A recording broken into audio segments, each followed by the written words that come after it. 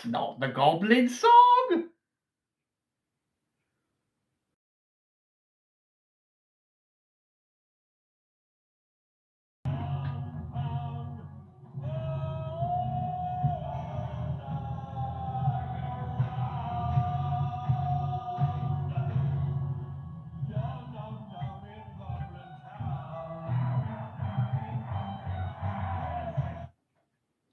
Now that's the Goblin song!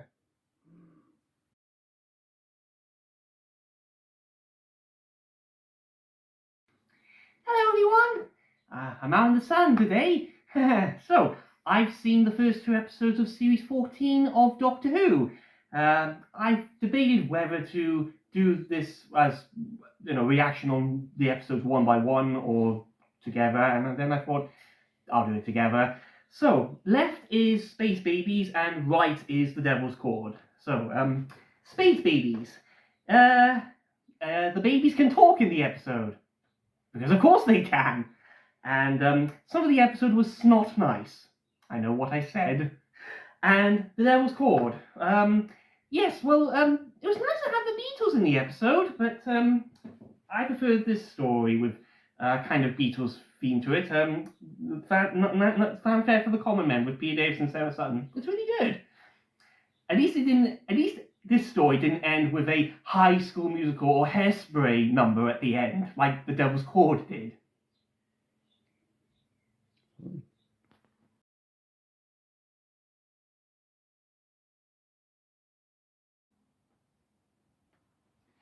Okay, so for all the flack that I gave Stephen Moffat as showrunner of Doctor Who, I think it's fair to say that he's a very good Doctor Who writer under Russell T Davies, because Boom is a very good Doctor Who episode.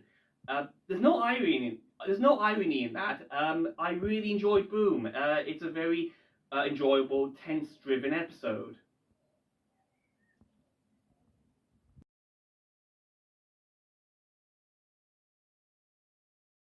Drink?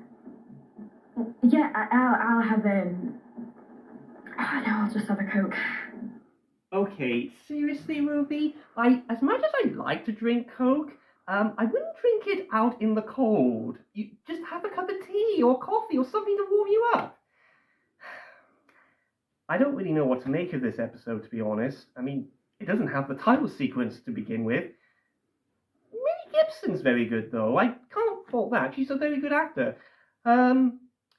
And at least this episode is better than the first 2 of Series 14.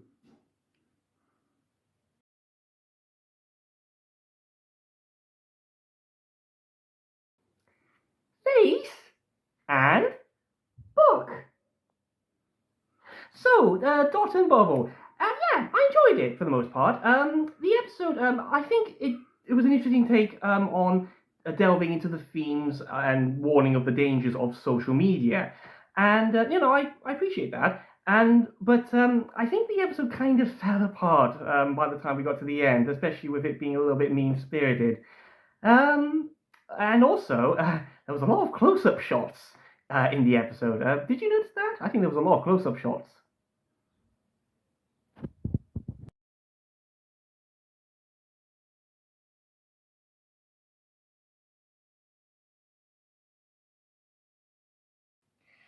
Okay, so whatever our thoughts on Series 14 of Doctor Who so far is, can we at least agree that Millie Gibson as Ruby looks amazing in her Regency outfit?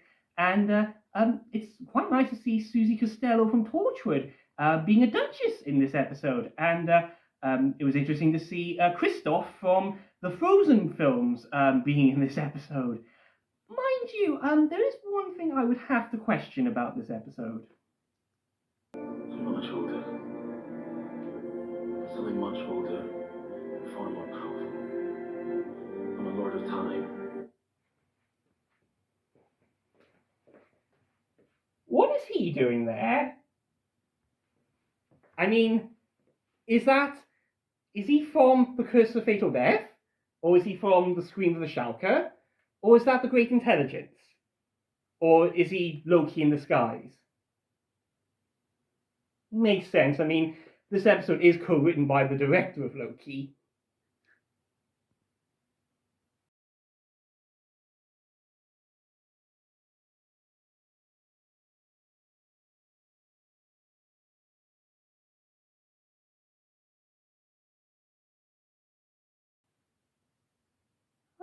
wonder. I mean, they said Doctor on the Bridge, and they even had a holodeck of sorts in the episode.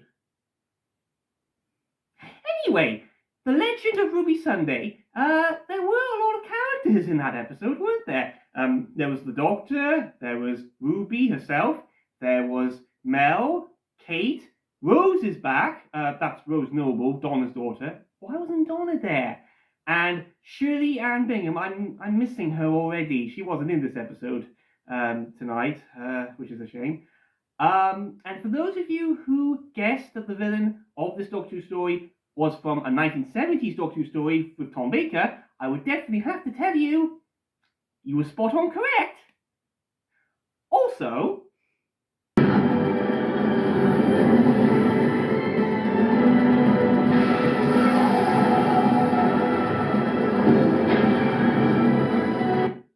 okay, that was a bit unnecessary. I mean, you didn't need to fly the TARDIS in, Doctor. You could have just materialized as normal. Fade in, fade out. That wasn't difficult.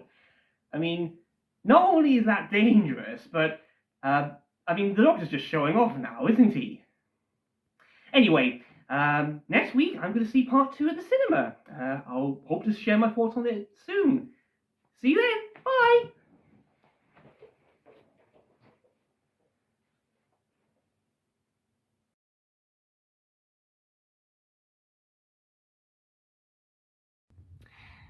Oh, I love Empire of Death. I mean, this Doctor Who book, it's amazing. I mean, I just love Empire of Death. I've read it twice now, and it's got the 5th Doctor and Nyssa in it. It's got Queen Victoria in it.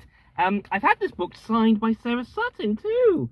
I mean, it's a really good book. I highly recommend it. And it's got the Doctor and Nyssa. They're on board a steam train, and pardon? Oh, you want me to talk about the TV episode called Empire of Death?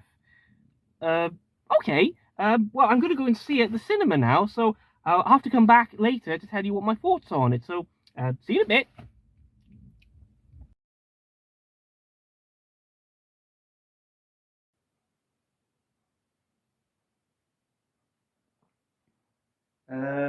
I enjoyed this Doctor Who book more than I enjoyed the TV episode.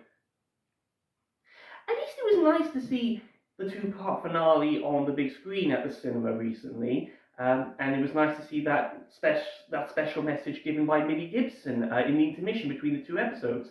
Speaking of which, someone gave me an issue of Doctor Who magazine at the cinema when I was there last night. That was very nice of that person who gave this Doctor Who magazine to me. Thank you. Very good. Very kind of you. Here's a series of reactions to certain moments in the finale episode. So, oh, and then there was, so that's why they were in the Tales of the TARDIS episode recently. And then there was, oh no, and then, oh, phew, that was a relief. And then, really, that was Ruby's mum this whole time? And then, seriously, Doctor? You forgot you met her in the Big Finish audios? And finally, at the episode's very end, who are you?